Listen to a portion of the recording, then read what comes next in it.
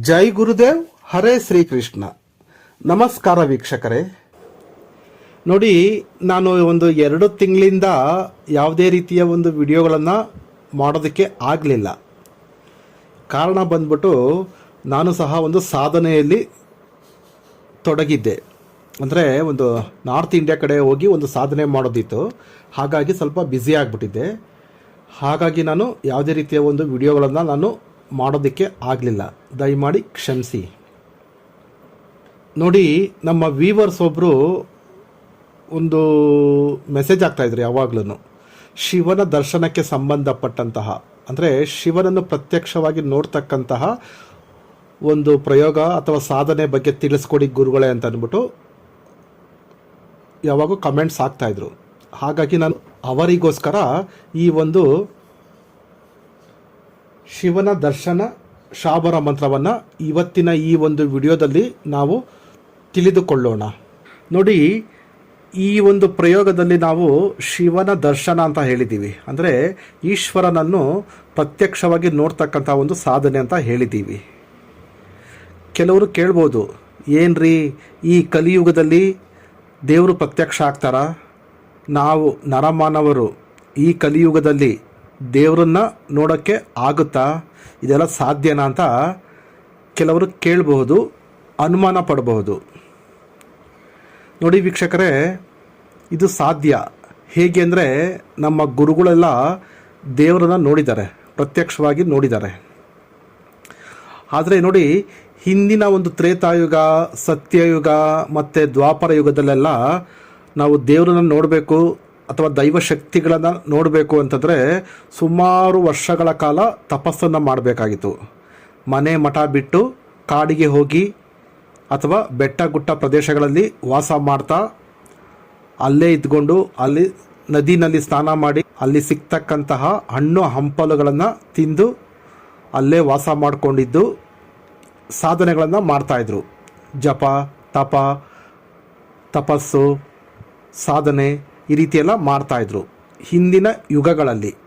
ಆದರೆ ನೀವು ನಂಬ್ತಿರೋ ಬಿಡ್ತಿರೋ, ಈ ಕಲಿಯುಗದಲ್ಲಿ ದೇವ್ರನ್ನ ಪೂಜೆ ಮಾಡ್ತಕ್ಕಂಥವ್ರು, ದೇವ್ರನ್ನ ನಂಬ್ತಕ್ಕಂಥವ್ರು ಅಥವಾ ಈ ಆಧ್ಯಾತ್ಮಿಕ ಜೀವನದಲ್ಲಿ ಇರ್ತಕ್ಕಂಥವರು ತುಂಬ ವಿರಳ, ತುಂಬ ಕಡಿಮೆ. ಒಂದು. ಎರಡನೇದು, ಈ ಕಲಿಯುಗದಲ್ಲಿ ಭಕ್ತಿಯಿಂದ ಸ್ವಲ್ಪ ದಿನಗಳ ಕಾಲ ಸಾಧನೆ ಮಾಡಿದ್ರೆ ಸಾಕು, ಅಸಾಧ್ಯವಾದದ್ದು ಸಾಧ್ಯವಾಗುತ್ತೆ. ಆ ರೀತಿ ಭಗವಂತ ನಮಗೆ ಒಂದು ಒಳ್ಳೆಯ ಅವಕಾಶವನ್ನು ಕೊಟ್ಟಿದ್ದಾನೆ, ಒಂದು ಒಳ್ಳೆ ಚಾನ್ಸನ್ನು ಕೊಟ್ಟಿದ್ದಾನೆ ಪರಮಾತ್ಮ. ನೋಡಿ, ಇಲ್ಲಿ 4 ವಿಧಾನಗಳಲ್ಲಿ ನಾವು ಪರಮಾತ್ಮನನ್ನು, ಶಿವನನ್ನು ನೋಡಬಹುದು ಈ ಒಂದು ಸಾಧನೆ ಮಾಡುವುದರ ಮುಖಾಂತರ. ಯಾವ ರೀತಿ ಅಂದರೆ, ಒಂದು, ಈ ಸಾಧನೆ ಮಾಡುವಾಗ ಅಥವಾ ಮಾಡಿದ ನಂತರ ಶಿವನು ಪ್ರತ್ಯಕ್ಷವಾಗಿ ನಮಗೆ ಕಾಣ್ತಾನೆ. ಅಂದರೆ ಒಂದು ಎನರ್ಜಿ ರೂಪದಲ್ಲಿ, ಒಂದು ಚಿತ್ರದ ರೂಪದಲ್ಲಿ ಪರಮಾತ್ಮ ನಮಗೆ ದರ್ಶನವನ್ನು ಕೊಡ್ತಾರೆ. ಇದನ್ನು ಪ್ರತ್ಯಕ್ಷ ದರ್ಶನ ಅಂತ ಕರೀತಾರೆ. ಎರಡನೇದು ಬಂದ್ಬಿಟ್ಟು ಅಪ್ರತ್ಯಕ್ಷ ದರ್ಶನ ಅಂತ ಹೇಳ್ತಾರೆ. ಅಂದರೆ ಈ ಒಂದು ಸಾಧನೆಯನ್ನು ನಾವು ಮಾಡುವಾಗ ಪರಮಾತ್ಮ ನಮಗೆ ದರ್ಶನ ಕೊಡೋದಿಲ್ಲ, ಆದರೆ ಒಂದು ಆ ಪರಮಾತ್ಮನ ಒಂದು ದೈವಿಕ ಶಕ್ತಿ ಬಂದು ನಮ್ಮ ಹತ್ರ ಕಾಣುತ್ತೆ, ನಮ್ಮಲ್ಲಿ ಸೇರಿಕೊಳ್ಳುತ್ತೆ. ನಮ್ಮ ದೇಹ, ಮನಸ್ಸು, ಆತ್ಮದಲ್ಲಿ ಆ ಪರಮಾತ್ಮನ ಒಂದು ದೈವಿಕ ಅಂಶ, ದೈವಿಕ ಶಕ್ತಿ ಬಂದು ಸೇರಿಕೊಳ್ಳುತ್ತೆ. ಇದನ್ನು ಅಪ್ರತ್ಯಕ್ಷ ದರ್ಶನ ಅಂತ ಕರೀತಾರೆ. ಅಥವಾ ನಮ್ಮ ಅಕ್ಕಪಕ್ಕದಲ್ಲಿ ಯಾರೋ ಓಡಾಡ್ದಾಗೆ ಆಗುತ್ತೆ, ನಮ್ಮ ತಲೆ ಮೇಲೆ ಯಾರೋ ಕೈ ಇಟ್ಟು ಆಶೀರ್ವಾದ ಮಾಡ್ದ ಹಾಗೆ ಅನಿಸುತ್ತೆ, ಫೀಲ್ ಆಗುತ್ತೆ, ಆ ಒಂದು ಭಾವನೆ ಬರುತ್ತೆ. ನಮ್ಮ ಜೊತೆ ಯಾರೋ ಇದ್ದಾರೆ ಅಥವಾ ನಮ್ಮ ಒಳಗೆ ಯಾರೋ ಇದ್ದಾರೆ ಅನ್ನೋ ಒಂದು ಭಾವನೆ ಬರುತ್ತೆ, ಫೀಲ್ ಆಗುತ್ತೆ. ಇದನ್ನು ಅಪ್ರತ್ಯಕ್ಷ ದರ್ಶನ ಅಂತ ಕರೀತಾರೆ. ಇದು 2ನೇ ವಿಧಾನ. ಮತ್ತು 3ನೇ ವಿಧಾನ ಇದೆ. ನಾವು ಮಲಗಿಕೊಂಡಾಗ ನಮ್ಮ ಸ್ವಪ್ನದಲ್ಲಿ, ಕನಸಿನಲ್ಲಿ ಬಂದು ಆ ಪರಮಾತ್ಮ ದರ್ಶನ ಕೊಡ್ತಾರೆ, ಅಥವಾ ನಮ್ಮ ಸಮಸ್ಯೆಗಳು ಏನು ಅಂತ ತಿಳಿಸಿಕೊಡ್ತಾರೆ. ಆ ಸಮಸ್ಯೆಗಳಿಗೆ ಕಾರಣ ಏನು ಅಂತ ತಿಳಿಸಿಕೊಡ್ತಾರೆ. ಆ ಸಮಸ್ಯೆಗಳಿಗೆ ಪರಿಹಾರ ಏನು ಅಂತ ತಿಳಿಸಿಕೊಡ್ತಾರೆ. ಕನಸಿನ ಮುಖಾಂತರ, ಸ್ವಪ್ನದ ಮುಖಾಂತರ. ಇದು 3ನೇ ವಿಧಾನ.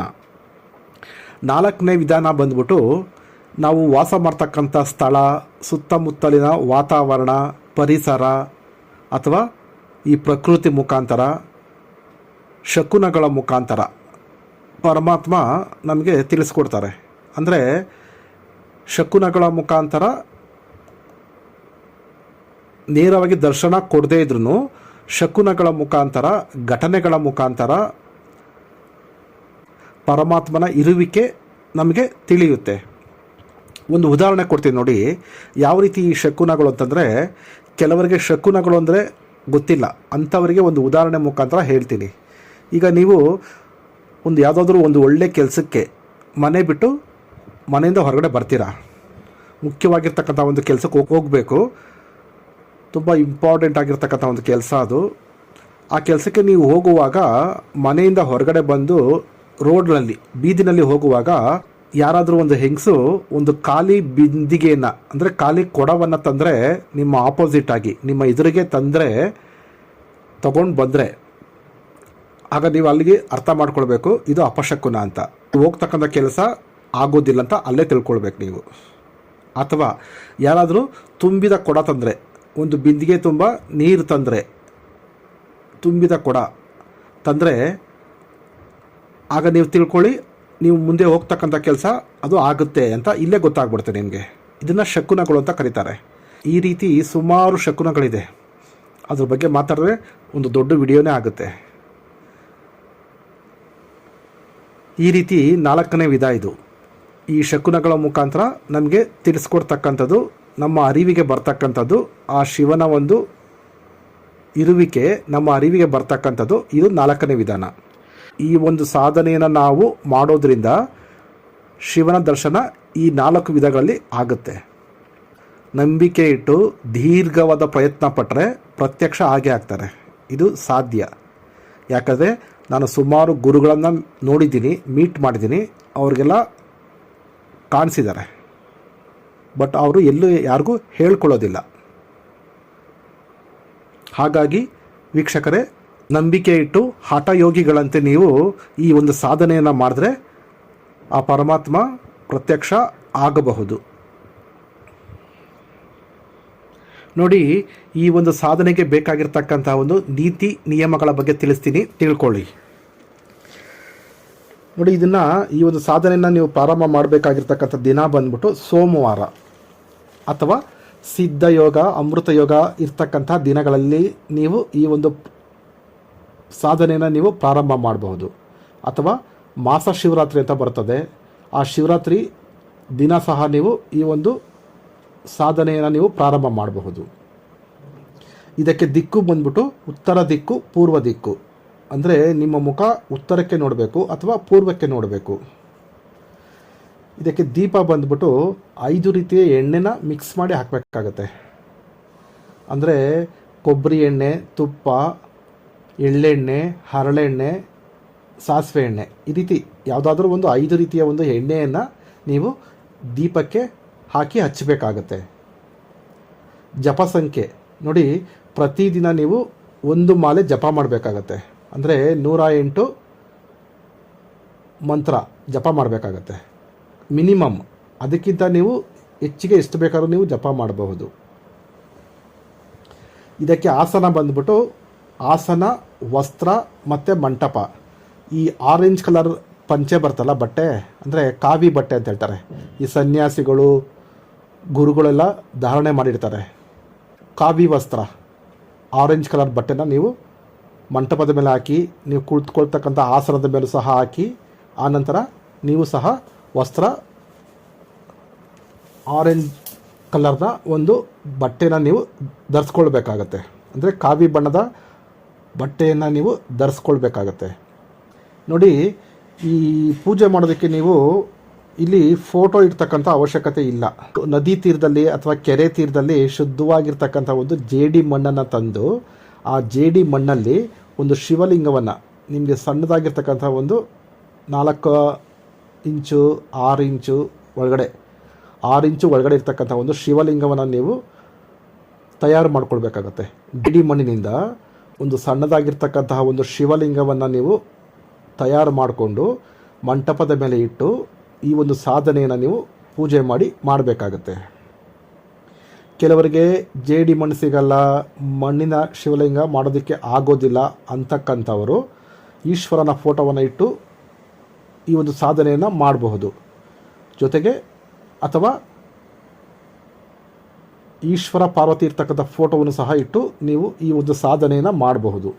ನಿಮ್ಮ ಅನುಕೂಲ. ವ್ರತ ಬಂದ್ಬಿಟ್ಟು 11 ದಿನಗಳ ಕಾಲ ಈ ಒಂದು ವ್ರತವನ್ನು ನೀವು ಮಾಡಬೇಕಾಗತ್ತೆ. ಈ ಒಂದು ಸಾಧನೆಯನ್ನು 11 ದಿನ, 21 ದಿನ ಅಥವಾ 48 ದಿನಗಳ ಕಾಲ ನಿಮ್ಮ ಶಕ್ತಿಯಾನುಸಾರ ನಿಮ್ಮ ಅನುಕೂಲದ ಪ್ರಕಾರ ಈ ಒಂದು ಸಾಧನೆಯನ್ನು ನೀವು ಮಾಡಬೇಕಾಗತ್ತೆ. ಈ ಒಂದು ಸಾಧನೆಯನ್ನು ನೀವು ಮನೆ ಒಳಗಡೆ ಮಾಡಬಹುದು. ಇದಕ್ಕೆ ಸಮಯ ಬಂದ್ಬಿಟ್ಟು ರಾತ್ರಿ 9 ಗಂಟೆಯ ನಂತರ, ಅಂದರೆ ರಾತ್ರಿ 9 ಗಂಟೆಯಿಂದ ಬೆಳಗಿನ ಜಾವ 3 ಗಂಟೆ ತನಕ ಸಮಯ ಇರುತ್ತೆ. ಆ ಸಮಯದಲ್ಲಿ ನೀವು ಈ ಶಾಬರ ಮಂತ್ರಗಳ ಸಾಧನೆಯನ್ನು ಮಾಡಬಹುದು. ನೋಡಿ, ಇಲ್ಲೊಂದು ವಿಶೇಷವಾಗಿರ್ತಕ್ಕಂಥ ಒಂದು ನಿಯಮ ಇದೆ. ಇಲ್ಲಿ ಪಂಚಮುಖಿ ರುದ್ರಾಕ್ಷಿ ಮಾಲೆಯನ್ನು ನೀವು ಧಾರಣೆ ಮಾಡ್ಕೊಳ್ಬೇಕಾಗತ್ತೆ. ಹಾಗೆ ಜಪ ಮಾಡೋದಕ್ಕೂ ಸಹ ನೀವು ರುದ್ರಾಕ್ಷಿ ಮಾಲೆಯನ್ನು ಬಳಸಬೇಕಾಗತ್ತೆ. ಇಲ್ಲಿ 5 ಅಂಗಗಳಿಗೆ, ನಿಮ್ಮ 5 ಅಂಗಗಳಿಗೆ, ಪಂಚಾಂಗಗಳಿಗೆ ನೀವು ರುದ್ರಾಕ್ಷಿ ಮಾಲೆಯನ್ನು ಕಟ್ಕೊಳ್ಬೇಕಾಗತ್ತೆ. ಅಂದರೆ 5 ಅಂಗ ಯಾವುದಪ್ಪ ಅಂತಂದರೆ, ಒಂದು ಶಿಖಾ ಅಂತ ಹೇಳ್ತಾರೆ. ಶಿಖಾ ಅಂದರೆ ತಲೆ. ನೀವು ನೋಡಿರಬೇಕು, ನಮ್ಮ ಹಳೆ ಕಾಲದ ಋಷಿಮುನಿಗಳು ಜುಟ್ಟನ್ನು ಬಿಟ್ಟಿರ್ತಾರೆ ತಲೆಯಲ್ಲಿ. ಆ ಜುಟ್ಟಿಗೆ ರುದ್ರಾಕ್ಷಿಯನ್ನು ಕಟ್ಟಿರ್ತಾರೆ ಶಿಖದ ಮೇಲೆ, ತಲೆಯ ಜಡೆಗೆ, ತಲೆಯ ನತ್ತಿಯ ಮೇಲೆ. ನೀವು ನೋಡಿರಬೇಕು. ಆ ರೀತಿ ಸಾಧ್ಯವಾದ ನೀವು ಸಹ ಕಟ್ಕೊಳ್ಬಹುದು. ಎರಡನೇದು, ನಿಮ್ಮ 2 ತೋಳುಗಳಿಗೆ, ಬಲ ತೋಳು ಮತ್ತು ಎಡ ತೋಳು, ಅಂದರೆ ಭುಜದ 2 ಭುಜಗಳ ಕೆಳಗಡೆ ಇರ್ತಕ್ಕಂತಹ ಕೈಗಳ ತೋಳಿನಲ್ಲಿ ನೀವು ರುದ್ರಾಕ್ಷಿ ಮಾಲೆಯನ್ನು ಕಟ್ಕೊಳ್ಬೇಕಾಗತ್ತೆ. ಮೂರನೇದು, ನಿಮ್ಮ ಹಸ್ತದ ಹಿಂದೆ ಇರ್ತಕ್ಕಂಥ ಕೈನ ಮಣಿಕಟ್ಟು, 2 ಮಣಿಕಟ್ಟುಗಳಿಗೆ ನೀವು ರುದ್ರಾಕ್ಷಿಯ ಮಾಲೆಯನ್ನು ಕಟ್ಕೊಳ್ಬೇಕಾಗತ್ತೆ. ಆನಂತರ ನೀವು ನಿಮ್ಮ ನಾಭಿಗೆ, ಅಂದರೆ ನಿಮ್ಮ ಸೊಂಟಕ್ಕೆ, ನಾಭಿಯಿಂದ ಕೆಳಗಡೆ ಹೋಗಬಾರ್ದು, ನಾಭಿಯಿಂದ ಮೇಲೆ ಇರಬೇಕು. ಆ ರೀತಿ ನೀವು ನಿಮ್ಮ ಸೊಂಟಕ್ಕೂ ಸಹ ಒಂದು ರುದ್ರಾಕ್ಷಿ ಮಾಲೆಯನ್ನು ಕಟ್ಕೊಳ್ಬಹುದು.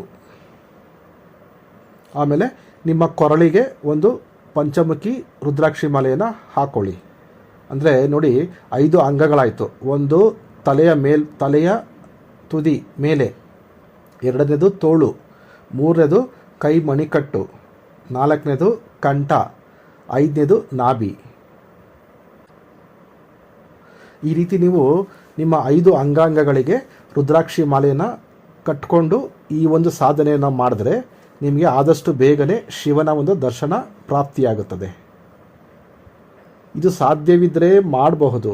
ಅಥವಾ ನಿಮಗೆ ಸಾಧ್ಯ ಆಗಲಿಲ್ಲ ಅಂತಂದರೆ ಬರೀ ಕಂಠಕ್ಕೆ, ನಿಮ್ಮ ಕೊರಳಿಗೆ ಒಂದು ಪಂಚಮುಖಿ ರುದ್ರಾಕ್ಷಿ ಮಾಲೆಯನ್ನು ಹಾಕ್ಕೊಳ್ಳಿ.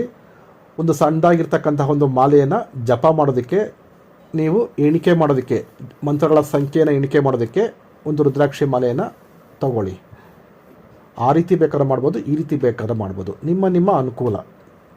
ಬಟ್ ಆ ರೀತಿ ಮಾಡಿದ್ರೆ ಬೇಗ ಒಂದು ದರ್ಶನ ಆಗುತ್ತೆ ಅಂತ ಶಾಸ್ತ್ರದಲ್ಲಿ ಉಲ್ಲೇಖ ಇದೆ. ಜೊತೆಗೆ ನೀವು ನೈವೇದ್ಯವನ್ನು ಪ್ರತಿದಿನ ಇಡಬೇಕಾಗತ್ತೆ. ಪಂಚಾಮೃತ ನೈವೇದ್ಯವನ್ನು ಮಾಡಬೇಕಾಗತ್ತೆ. ಅಂದರೆ ಹಾಲು, ಮೊಸರು, ತುಪ್ಪ, ಜೇನುತುಪ್ಪ, ಒಂದು ಹಣ್ಣು, ಈ 5ನ್ನ ಮಿಕ್ಸ್ ಮಾಡಿ ರಸಾಯನ ಥರ ಮಾಡಿ ಪಂಚಾಮೃತದ ಥರ ಮಾಡಿ ನೈವೇದ್ಯಕ್ಕೆ ಇಡಬೇಕಾಗತ್ತೆ. ಅಥವಾ ಈ ಬೇಲದ ಹಣ್ಣು ಅಂತ ಬರ್ತದೆ, ಬೇಲದ ಹಣ್ಣು ಅಂತ ನಮ್ಮ ಕಡೆ ಕರೀತಾರೆ. ಆ ಬೇಲದ ಹಣ್ಣಿಗೆ ಬೆಲ್ಲವನ್ನು ಹಾಕಿ ಸ್ವಲ್ಪ ಏಲಕ್ಕಿಯನ್ನು ಹಾಕಿ ಪಾನಕ ಮಾಡ್ಬೋದು. ಪಾನಕ ಮಾಡಿ ಅದನ್ನು ಸಹ ನೈವೇದ್ಯವಾಗಿ ಇಡಬಹುದು. ಜೊತೆಗೆ ನೀವು ಬಿಲ್ವಪತ್ರೆಯನ್ನು ನೀವು ಬಳಸಬೇಕಾಗತ್ತೆ. ಈ ಒಂದು ಪೂಜೆಗೆ ಬಿಲ್ವಪತ್ರೆಯನ್ನು ನೀವು ಬಳಸಬಹುದು.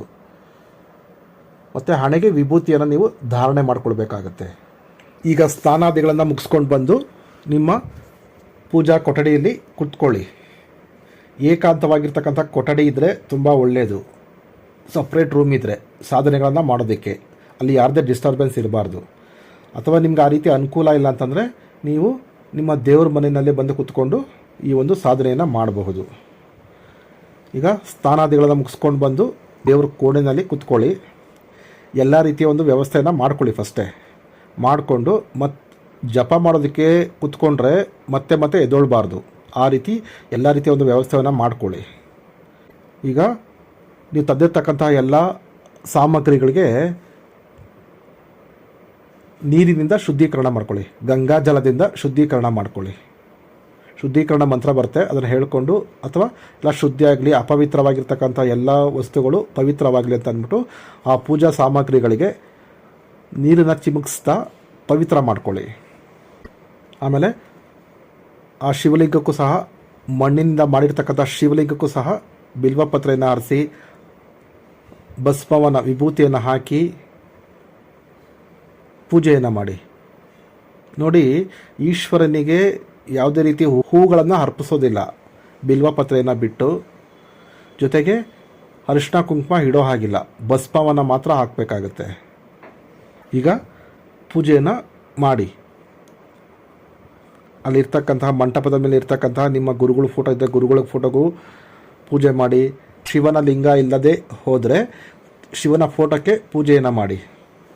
ಈಗ ನೀವು ಮಾಲೆನ ತಗೊಳ್ಳಿ, ರುದ್ರಾಕ್ಷಿ ಮಾಲೆನ ಜಪ ಮಾಡೋದಕ್ಕೆ. ನೋಡಿ, ಈ ರುದ್ರಾಕ್ಷಿ ಮಾಲೆಗಳು ಶುದ್ಧಿಯಾಗಿ ಪ್ರಾಣ ಪ್ರತಿಷ್ಠಾಪನೆ ಪೂಜೆಯಾಗಿ ಆನಂತರ ನೀವು ಇದನ್ನು ಬಳಸಬೇಕಾಗತ್ತೆ. ಈ ರುದ್ರಾಕ್ಷಿ ಮಾಲೆಯನ್ನು ಶುದ್ಧಿ ಮಾಡಿ ಆನಂತರ ನೀವು ಪ್ರಾಣ ಪ್ರತಿಷ್ಠಾಪನೆ ಪೂಜೆ ಮಾಡಿ ಅದಕ್ಕೆ ಪ್ರಾಣಶಕ್ತಿಯನ್ನು ತುಂಬಿ ಆನಂತರ ನೀವು ಜಪಕ್ಕೆ ಬಳಸಬೇಕಾಗತ್ತೆ. ಆಗೇನಾಗುತ್ತೆ, ಇದು ತುಂಬ ಪವರ್ಫುಲ್ಲಾಗಿ ಒಂದು ಕೆಲಸ ಮಾಡುತ್ತೆ ಮಾಲೆಗಳು. ನೋಡಿ, ಈಗ ಆಸನದ ಮೇಲೆ ಕೂತ್ಕೊಂಡಿದ್ದೀರಾ, ಪೂಜೆ ಎಲ್ಲ ಮುಗಿದ ನಂತರ ನೀವು ಮಾಲೆ ತಗೊಳ್ಳಿ, ಜಪಮಾಲೆ ತಗೊಂಡು ಈಗ ಜಪ ಸ್ಟಾರ್ಟ್ ಮಾಡಿ, ಮಂತ್ರ ಜಪವನ್ನು ಸ್ಟಾರ್ಟ್ ಮಾಡಿ, ಪ್ರಾರಂಭ ಮಾಡಿ. ನೋಡಿ, ನೈವೇದ್ಯ ಇಟ್ಟಿರಬೇಕು, ಕಳಸ ಇಟ್ಟಿರಬೇಕು, ಕುಡಿಯೋದಕ್ಕೆ ನೀರಿಟ್ಟಿರಬೇಕು, ಒಂದು ಗ್ಲಾಸ್ನಲ್ಲಿ ದೀಪ ಹಚ್ಚಿರಬೇಕು, ಪೂಜೆ ಆಗಿರಬೇಕು. ಇಷ್ಟೆಲ್ಲ ಆದ ನಂತರ ನೀವು ಆಸನದ ಮೇಲೆ ಕೂತ್ಕೊಂಡು ಈ ಒಂದು ಮಂತ್ರವನ್ನು ಜಪ ಪ್ರಾರಂಭ ಮಾಡಿ. ನೋಡಿ, ಮೊದಲಿಗೆ ಗಣಪತಿ ಮಂತ್ರವನ್ನು ಜಪ ಮಾಡಬೇಕಾಗತ್ತೆ. ಓಂ ಗಂ ಗಣಪತಯೇ ನಮಃ, ಓಂ ಗಂ ಗಣಪತಯೇ ನಮಃ, ಓಂ ಗಂ ಗಣಪತಯೇ ನಮಃ. ಈ ಗಣಪತಿಯ ಬೀಜಾಕ್ಷರ ಮಂತ್ರವನ್ನು 21 ಸಾರಿ ಜಪ ಮಾಡಿ. ನೆಕ್ಸ್ಟು ನವಗ್ರಹ ಮಂತ್ರವನ್ನು ಜಪ ಮಾಡಿ. ಓಂ ಬ್ರಹ್ಮ ಮುರಾರಿ ತ್ರಿಪುರಾಂತಕಾರಿ ಭಾನು ಶಶಿ ಭೂಮಿ ಸುತೋ ಬುಧಶ್ಚ ಗುರುಶ್ಚ ಶುಕ್ರ ಶನಿ ರಾಹು ಕೇತವ ಸರ್ವೇ ಗ್ರಹಂ ಶಾಂತಿಕರಾಭವಂತು. 9 ಸಾರಿ ಈ ನವಗ್ರಹ ಮಂತ್ರವನ್ನು ಜಪ ಮಾಡಿ. ಅದಾದ ನಂತರ ಗುರು ಮಂತ್ರ.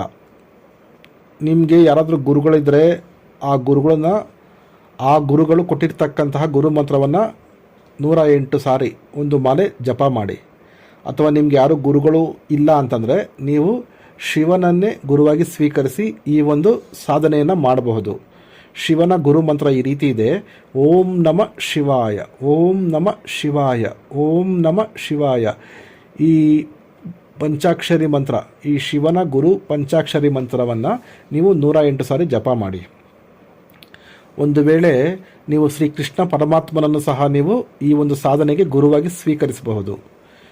ಕೃಷ್ಣನ ಗುರುಮಂತ್ರ ಈ ರೀತಿ ಇದೆ: ಕ್ಲೀಂ ಕೃಷ್ಣಾಯ ನಮಃ, ಕ್ಲೀಂ ಕೃಷ್ಣಾಯ ನಮಃ, ಕ್ಲೀಂ ಕೃಷ್ಣಾಯ ನಮಃ. ಕೃಷ್ಣನ ಈ ಗುರು ಮಂತ್ರವನ್ನು ಒಂದು ಮಾಲೆ ಅಂದರೆ 108 ಸಾರಿ ಜಪ ಮಾಡಿ. ಈಗ ಸಂಕಲ್ಪ ಮಾಡಿಕೊಳ್ಬೇಕು ಗುರುವಿನ ಹತ್ರ. ಪರಮಾತ್ಮ, ಗುರುದೇವ ಅಂತ ಪ್ರಾರ್ಥನೆ ಮಾಡಿಕೊಂಡು ನಿಮ್ಮ ಬಲಗೈ ಹಸ್ತದ ಮೇಲೆ ಚಮಚ ನೀರನ್ನು ಹಾಕ್ಕೊಂಡು ಅದಕ್ಕೆ ಸ್ವಲ್ಪ ಅಕ್ಷತೆ ಇದ್ರೆ ಹಾಕ್ಕೊಳ್ಳಿ, ಅಥವಾ ಸ್ವಲ್ಪ ಹೂವಿನ ದಳಗಳು ಇದ್ದರೆ ಹಾಕ್ಕೊಳ್ಳಿ, ಅಥವಾ ಏನೂ ಇಲ್ಲಾಂದರೆ ಪರವಾಗಿಲ್ಲ, ಬರೀ ನೀರೇ ಇದ್ದರೆ ಸಾಕು. ನಿಮ್ಮ ಬಲಗೈ ಹಸ್ತದ ಮೇಲೆ ಒಂದು ಚಮಚ ನೀರನ್ನು ಹಾಕ್ಕೊಂಡು ಗುರುಗಳ ಹತ್ರ ಪ್ರಾರ್ಥನೆ ಮಾಡ್ಕೊಳ್ಳಿ. ಗುರುದೇವ, ಇವತ್ತಿನ ದಿನ ಇಂಥವರ ಮಗಳಾದಂತಹ ನಾನು, ಇಂಥವರ ಮಗನಾದಂತಹ ನಾನು, ನಿಮ್ಮ ನಕ್ಷತ್ರ, ಗೋತ್ರ, ರಾಶಿ ಏನೇನಿದೆಯೋ ಎಲ್ಲವನ್ನು ಹೇಳ್ಕೊಳ್ಳಿ, ನಿಮ್ಮ ಹೆಸರು ಹೇಳ್ಕೊಳ್ಳಿ, ನಿಮ್ಮ ವಯಸ್ಸನ್ನೇ ಹೇಳ್ಕೊಳ್ಳಿ, ಎಲ್ಲವನ್ನು ಹೇಳಿಕೊಂಡು ಇಲ್ಲಿ ಸಂಕಲ್ಪ ಏನು ಮಾಡಬೇಕಂದ್ರೆ, ಪರಮಾತ್ಮ, ನಾನು ತಮ್ಮ ದರ್ಶನಕ್ಕಾಗಿ, ಪ್ರತ್ಯಕ್ಷ ದರ್ಶನಕ್ಕಾಗಿ ಈ ಒಂದು ಸಾಧನೆಯನ್ನು ಮಾಡ್ತಾಯಿದ್ದೀನಿ ತಂದೆ. ನನಗೆ ದಯಮಾಡಿ ನನ್ನ ಮೇಲೆ ಅನುಗ್ರಹವಿಟ್ಟು ನನಗೆ ಪ್ರತ್ಯಕ್ಷವಾಗಿ ಕಾಣಿಸ್ಕೋ ತಂದೆ ಅಂತ ಕೇಳ್ಕೊಳ್ಬೇಕು. ಇದೇ ಸಂಕಲ್ಪ. ಅದು ಬಿಟ್ಬಿಟ್ಟು ನನಗೆ ಆ ಸಮಸ್ಯೆ ಸಾಲ್ವ್ ಮಾಡಿಕೊಡು, ಈ ಸಮಸ್ಯೆ ವಾಸಿ ಮಾಡಿಕೊಡು, ಆ ಕಾಯಿಲೆ ವಾಸಿ ಮಾಡಿಕೊಡು, ಈ ಹಣ ಕೊಡು, ಈ ಥರ ಎಲ್ಲ ಹಣ ಕೊಡು, ಈ ಥರ ಎಲ್ಲ ಕೇಳಬಾರ್ದು. ಇಲ್ಲಿ ಬರೀ ನೀವು ಮಾಡ್ತಾ ಇರ್ತಕ್ಕಂಥ ಸಾಧನೆ ಬಂದ್ಬಿಟ್ಟು ಪ್ರತ್ಯಕ್ಷ ದರ್ಶನಕ್ಕಾಗಿ ಅಥವಾ ಪರಮಾತ್ಮನ ಆ ಶಿವನ ಸಾನ್ನಿಧ್ಯಕ್ಕಾಗಿ. ಹಾಗಾಗಿ ಅಷ್ಟನ್ನೇ ನೀವು ಸಂಕಲ್ಪ ಮಾಡಿ ಬೇಡ್ಕೊಳ್ಬೇಕು. ನೋಡಿ, ಸಂಕಲ್ಪ ಮಾಡಿಕೊಂಡು ಪ್ರತ್ಯಕ್ಷವಾಗಿ ದರ್ಶನವನ್ನು ನೀಡಲಿ ಅಂತ ಹೇಳ್ಬಿಟ್ಟು ಬೇಡಿಕೊಂಡು ಕೈಯಲ್ಲಿರ್ತಕ್ಕಂಥ ಗಂಗಾ ಜಲವನ್ನು ಅಲ್ಲೇ ಪಕ್ಕದಲ್ಲೇ ಭೂಮಿ ಮೇಲೆ ಬಿಟ್ಬಿಡಿ. ಮತ್ತೆ ಇನ್ನೊಂದು ಸ್ಪೂನ್ ನೀರು ಹಾಕ್ಕೊಳ್ಳಿ, ಕೈನ ತೊಳ್ಕೊಳ್ಳಿ, ಬಟ್ಟೆ ತಗೊಂಡು ಒರೆಸ್ಕೊಂಡು ಮತ್ತೆ ಮಾಲೆನ ಎತ್ಕೊಂಡು ನೋಡಿ, ಮಾಲೆನ ನೆಲದ ಮೇಲೆ ಇಡಬಾರ್ದು. ಒಂದು ಬಟ್ಟಲು ತೊಗೊಳ್ಳಿ, ಬಟ್ಲಲ್ಲಿ ಇಟ್ಕೊಳ್ಳಿ, ಬೇಕಾದಾಗ ತೊಗೊಳ್ಳಿ, ಬೇಡದಾಗ ಆ ಬಟ್ಟಲಿನಲ್ಲಿ ಇಟ್ಬಿಡಿ. ಕೆಲವರು ಏನು ಮಾಡ್ತಾರೆ, ನೆಲದ ಮೇಲೆ ಇಟ್ಬಿಡ್ತಾರೆ. ನೆಲದ ಮೇಲೆಲ್ಲ ಇಡಬಾರ್ದು ಮಾಲೆಗಳನ್ನು. ನಂತರ ಮಾಲೆ ತಗೊಳ್ಳಿ. ಈಗ ರಕ್ಷಾ ಮಂತ್ರ ನೋಡಿ, ರಕ್ಷಾ ಮಂತ್ರ ಬಂದ್ಬಿಟ್ಟು ಸುಮಾರು ನಾನು ಕೊಟ್ಟಿದ್ದೀನಿ ಸುಮಾರು ವಿಡಿಯೋಗಳಲ್ಲಿ. ಆ ರಕ್ಷಾ ಮಂತ್ರಗಳನ್ನು ನೀವು ಹಾಕ್ಕೊಳ್ಳಿ. ಅಂದರೆ ನೀವು ಆಂಜನೇಯಿಂದ ರಕ್ಷಾ ಮಂತ್ರ ಹಾಕೊಬೋದು, ನರಸಿಂಹಸ್ವಾಮಿಯ ರಕ್ಷಾ ಮಂತ್ರ ಹಾಕೊಬೋದು, ಅಥವಾ ಈಶ್ವರದು ಭೈರವ ಸ್ವಾಮಿದು ರಕ್ಷಾ ಮಂತ್ರ ಹಾಕೊಬೋದು, ಕಾಳಿ ದೇವಿಯ ಒಂದು ರಕ್ಷಾ ಮಂತ್ರವನ್ನು ಸುಮಾರು ದೇವರುಗಳ ನೀವು ಒಂದು ರಕ್ಷಾ ಮಂತ್ರವನ್ನು ನೀವು ಹಾಕ್ಕೊಂಡು ಈ ಒಂದು ಸಾಧನೆಯನ್ನು ಮಾಡ್ಬೋದು. ಏನಕ್ಕಪ್ಪ ಈ ರಕ್ಷಾ ಮಂತ್ರ ಅಂದರೆ, ನಾವು ಮಾಡ್ತಕ್ಕಂತಹ ಸಾಧನೆಗೆ ಯಾವುದೇ ರೀತಿಯ ವಿಘ್ನಗಳು ಬರಬಾರ್ದು, ಯಾವುದೇ ರೀತಿಯ ದುಷ್ಟಶಕ್ತಿಗಳ ಕಾಟ ತೊಂದರೆ ಬರಬಾರ್ದು, ಭೂತ ಪ್ರೇತ ಪಿಶಾಚಿಗಳ ಒಂದು ಬಾಧೆ ನಮಗೆ ಆಗಬಾರ್ದು, ತೊಂದರೆ ಆಗಬಾರ್ದು ಅಂದ್ಬಿಟ್ಟು ಈ ಒಂದು ರಕ್ಷಾ ಕವಚವನ್ನು ನಾವು ರಕ್ಷಾ ಮಂತ್ರ ಹೇಳೋದ್ರ ಮುಖಾಂತರ ರಕ್ಷಾ ಕವಚವನ್ನು ಹಾಕ್ಕೊಂಡು ನಾವು ಈ ಒಂದು ಸಾಧನೆಗಳನ್ನು ನಾವು ಮಾಡಬೇಕಾಗತ್ತೆ. ಆಗ ನಮಗೆ ಯಾವುದೇ ರೀತಿಯ ತೊಂದರೆ ಆಗೋದಿಲ್ಲ. ಇದು ಎಲ್ರಿಗೂ ಆಗಲ್ಲ, ಕೆಲವ್ರಿಗೆ ಮಾತ್ರ ಈ ರೀತಿ ಆಗುತ್ತೆ. ಹಾಗಾಗಿ ಯಾವುದೇ ಕಾರಣಕ್ಕೂ ಸೇಫ್ಟಿ ಇರ್ತದೆ, ಸೇಫ್ಟಿಗೋಸ್ಕರ ಇದನ್ನು ಹಾಕ್ಕೊಬೋದು ನೀವು. ನೋಡಿ, ಈಗ ನಾನು ಕೊಡ್ತಾ ಇರ್ತಕ್ಕಂಥ ರಕ್ಷಾ ಮಂತ್ರ ಇದೆ, ಇದು ಸಹ ಶಿವನ ರಕ್ಷಾ ಮಂತ್ರ. ಓಂ ಅಪಸರ್ಪಂತು ಯೇ ಭೂತಃ ಭೂಮಿ ಸಂಸ್ಥಿತ ಯೇ ಭೂತ ವಿಘ್ನಕರ್ತಾರಸ್ತೆ ನಶ್ಯಂತು ಶಿವಾಜ್ಞ ಅಪಕ್ರಮಣಾಂತು ಭೂತಾನಿ ಪಿಶಾಚ ಸರ್ವತೋ ದಿಶಾಂ ಸರ್ವೇಶಾಂ ಮಾ ವಿರೋಧಿನ್ ಪೂಜಾ ಕರ್ಮ ಸಮಾರಂಭೆ. ಈ ರಕ್ಷಾ ಮಂತ್ರವನ್ನು ನೀವು 21 ಸಾರಿ ಆದರೂ ಹೇಳಿ. ಇದಕ್ಕಿಂತ ಜಾಸ್ತಿ ಬೇಕಾದ್ರೆ ನೀವು ಹೇಳ್ಬೋದು. ಮಿನಿಮಮ್ 21 ಸಾರಿ ಆದರೂ ನೀವು ಹೇಳಿ. ನೆಕ್ಸ್ಟು ಸರ್ವಾರ್ಥ ಸಿದ್ಧ ಶಾಬರ ಮಂತ್ರ. ನೋಡಿ, ಈ ಸರ್ವಾರ್ಥ ಸಿದ್ಧ ಶಾಬರ ಮಂತ್ರವನ್ನು ನೀವು ಫಸ್ಟು ಜಪ ಮಾಡಿ, ಆನಂತರ ನೀವು ಮೂಲ ಮಂತ್ರವನ್ನು ಜಪ ಮಾಡೋದ್ರಿಂದ ಶಾಬರ ಮಂತ್ರಗಳು ಬೇಗ ಸಿದ್ಧಿಯಾಗುತ್ತೆ ನಿಮಗೆ. ಹಾಗಾಗಿ ನೀವು ಯಾವುದೇ ಶಾಬರ ಮಂತ್ರಗಳನ್ನು ಜಪ ಮಾಡೋಕ್ಕಿಂತ ಮುಂಚೆ ಸರ್ವಾರ್ಥ ಸಿದ್ಧ ಶಾಬರವನ್ನು ನೀವು ಜಪ ಮಾಡಲೇಬೇಕು. ನೋಡಿ, ಸರ್ವಾರ್ಥ ಸಿದ್ಧ ಶಾಬರ ಮಂತ್ರ ಇದೆ, ಈ ರೀತಿ ಇದೆ. ಗುರು ಸಟ್ ಗುರು ಹೈವೀರ್ ಗುರು ಸಾಹಬ್ ಸುಮರೋ ಬಡಿ ಬಾತ್ ಸಿಂಗಿ ಟೋರೋ ಒನ್ ಕಹೋ ಮನ್ ನಾವೋ ಕರ್ತಾರ್ ಸಕಲ್ ಗುರುನ್ ಕಾ ಹರ್ಬಜೆ ಗಟ್ಟಾ ಪಕರ್ ಉಟ್ ಜಾಗ್ ಚೇತ್ ಸಂಬಾರ್ಶ್ರೀ ಪರಮಹಂಸ್. ಇದನ್ನು ನೀವು 21 ಸಾರಿ ಆದರೂ ಬೇಕಾದ್ರೆ ಹೇಳ್ಕೊಬೋದು, ಅಥವಾ 108 ಸಾರಿ ಬೇಕಾದ್ರೆ ಹೇಳ್ಕೊಬೋದು, ನಿಮ್ಮ ಅನುಕೂಲ. ಆದರೆ ಯಾವುದೇ ಶಾಬರ ಮಂತ್ರವನ್ನು ಮಿನಿಮಮ್ 21 ಸಾರಿ ನೀವು ಹೇಳಲೇಬೇಕು. ನೋಡಿ, ಮೂಲ ಮಂತ್ರ ಈ ರೀತಿ ಇದೆ. ಓಂ ನಮೋ ಆದೇಶ್ ವೀರ್ ಬೇತಾಳ್ ಹುಂಕಾರ ಟಂಕಾರ ಶಂಕಾರ ಹಂಕಾರ ದುರ್ಜಟ ದೀಪ್ತ ಗೋರ ಕಪಾಲಿಕ ಭೈರೋ ಬೇತಾಳ್ ದಿನ್ಭರ್ ದುರ್ಮುಖ್ ಏಕಾದಶ ರುದ್ರಾಯ ಆವೆ ನೃತ್ಯಕರೆ ಆಕಾಶ್ ಚೀರೆ ಪೃಥ್ವಿ ಸಮಾಯೆ ದಶಾ ದಿಶಾ ಡೋಲೆ ಮಹಾಕಾಲ್ ಶಿವ ಪ್ರಕಟ್ ಬಾಯ್ ವರದೆ ಸಿದ್ಧ करे ना करे तो माँ पार्वती की दुहाई अनंगपाल वाचा सिद्ध करो मंत्र साचा ठम ठम स्वाहा. ನೋಡಿ, ಮತ್ತೊಮ್ಮೆ ಹೇಳ್ತೀನಿ. ಓಂ ನಮೋ ಆದೇಶ್ ವೀರ್ ಬೇತಾಳ್ ಹುಂಕಾರ ಟಂಕಾರ ಶಂಕಾರ ಹಂಕಾರ ದುರ್ಜಟ ದೀಪ್ತ ಗೋರ ಕಪಾಲಿಕ ಭೈರೋ ಬೇತಾಳ್ ದಿನ್ಭರ್ ದುರ್ಮುಖ್ ಏಕದಶ ರುದ್ರಾಯ ಆವೆ ನೃತ್ಯ करे आकाश चीरे पृथ्वी समाये दशा दिशा डोले महाकाल शिव प्रकट बाय वरदे सिद्ध करे ना करे तो माँ पार्वती की दुहाई अनंगपाला वाचा सिद्ध करो मंत्र साचा ठम ठम स्वाहा. ಈ ರೀತಿ ನೀವು ಮೂಲ ಮಂತ್ರವನ್ನು ನೀವು ಜಪ ಮಾಡಿ 108 ಸಾರಿ ಮಿನಿಮಮ್ ಜಪ ಮಾಡಿ. ಅದಕ್ಕಿಂತ ಹೆಚ್ಚಿಗೆ ಬೇಕಾದ್ರೆ ನೀವು ಜಪ ಮಾಡಬಹುದು. ಈಗ ಮೂಲ ಮಂತ್ರ ಎಲ್ಲ ಆದ ನಂತರ ನೀವು ಕೊನೆಯದಾಗಿ ಕರ್ಪೂರದ ಸಹಾಯದಿಂದ ಅಲ್ಲಿರ್ತಕ್ಕಂಥ ಶಿವಲಿಂಗಕ್ಕೆ ಅಥವಾ ಶಿವನ ಫೋಟೋಗೆ ಅಥವಾ ಗುರುವಿನ ಫೋಟೋಗೆ ನೀವು ಆರತಿಯನ್ನು ಮಾಡಿ.